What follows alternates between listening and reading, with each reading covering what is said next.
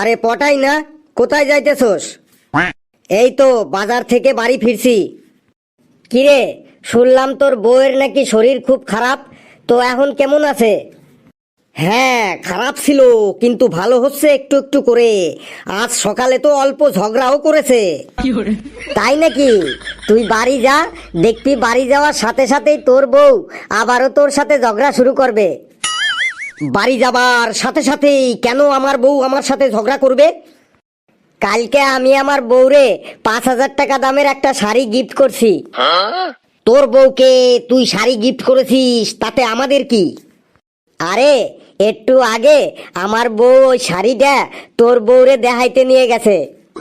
কাম সেরেছে, তাহলে তো আজ বাড়িতে রায়াত লেগে যাবে।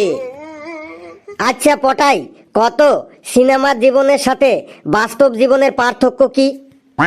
সিনেমার জীবনের সাথে বাস্তব জীবনের পার্থক্য কি এটা জানিস না? সিনেমায় অনেক ঝক্কি ঝামেলা পেরোনোর পর বিয়ে করতে হয়, আর বাস্তব জীবনে বিয়ের পরই সব ঝক্কি ঝামেলাগুলো শুরু হয়। তারপর তোর ছেলের খবর কি বল? আমার ছেলে এখন সারাদিন শুধু সাইকেল চালানো শিখছে। কেন সাইকেল চালানো শিখছে কেন? ওর তো এখন পরীক্ষা চলছে, পড়াশোনা বাদ দিয়ে সাইকেল চালানো শিখছে?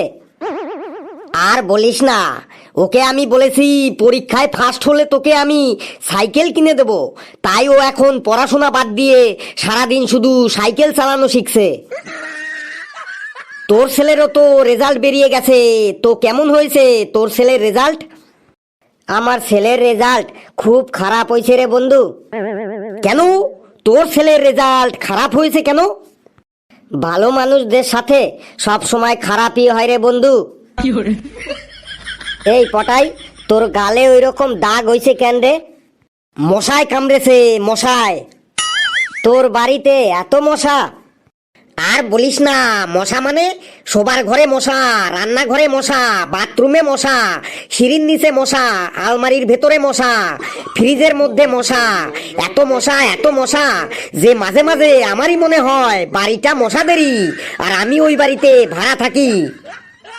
দেখিস ঘুমান্নার সময় মশারা আবার তোরে যেন উড়াইয়া নিয়ে না যায়।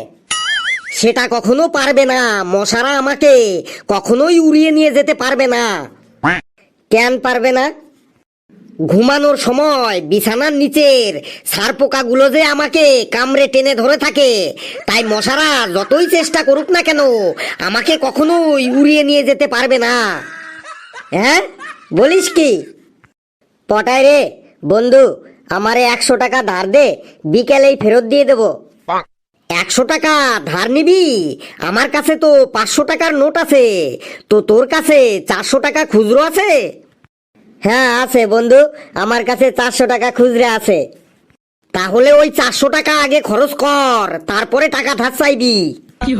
দে না বন্ধু, আমার 100 টাকার খুব দরকার, বাড়িতে ভুল করিয়া মানি ব্যাগটা ফেললে রাখতে আইছি। ও, বাড়িতে মানি ব্যাগ ফেলে রেখে এসেছিস? তাহলে তোকে 10 টাকা দিচ্ছি, যা টোটো ধরে বাড়ি থেকে মানি ব্যাগটা নিয়ে আয়। আমি এখন আসি বন্ধুরা। ভিডিওটি কেমন লাগলো আপনারা কিন্তু অবশ্যই কমেন্টসে জানাবেন, আর ভিডিওটি লাইক করবেন, শেয়ার করবেন, চ্যানেলটিকে সাবস্ক্রাইব করবেন, আর সকলে ভালো থাকবেন, প্রাণ ভরে হাসুন আর সুস্থভাবে বাঁচুন।